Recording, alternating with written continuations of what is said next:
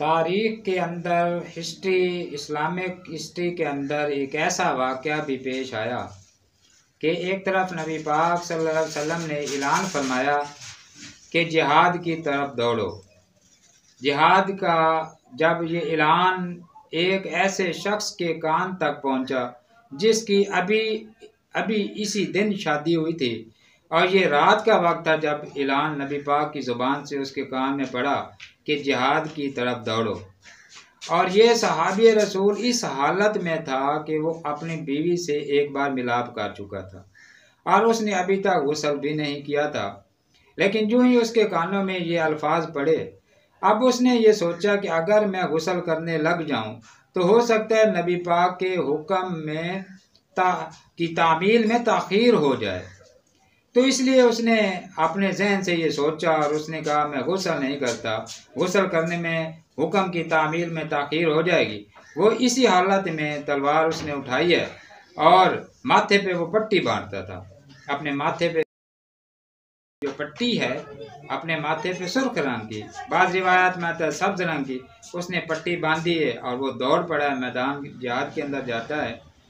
और वहाँ लड़ता लड़ता कुफ़ार को कत्ल करता करता खुद भी जाम शहादत नोश कर जाता है।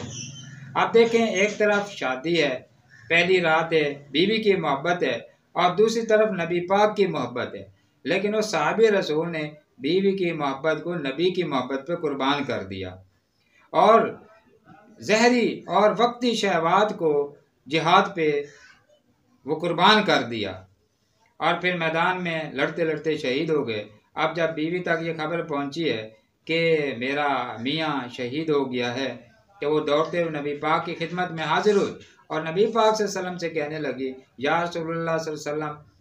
मेरा खामिद तो फौत हो गया है, लेकिन मैं आपसे एक बात करना चाहती हूँ कि ये इस हालत में फौत हुआ है कि उसने अभी तक गुस्ल भी नहीं वो किया था, हालत जनाबत में था। तो नबी पाक ने फरमाया, इसमें आपको परेशान होने की ज़रूरत नहीं है, इसका इंतज़ाम अल्लाह ने कर दिया है। और फिर वो नज़ारा उस सहाबी रसूल की बीवी को भी नबी पाक ने दिखाया और वहाँ मौजूद हज़ारों की तादाद में मौजूद सहाबा किराम ने भी वो मंज़र देखा कि वो सहाबी रसूल की जो जस्द अक़दस था ऊपर की तरफ उठा है और फिर ऊपर मुअल्लक हुआ है और फिर उससे पानी के कतरे गिर रहे हैं। साहबा ने पूछे, या रसूलल्लाह, ये क्या माजरा है? तो नबी पाक ने फरमाया, इस सहाबी रसूल को गुस्ल अल्लाह के फरिश्ते दे रहे हैं।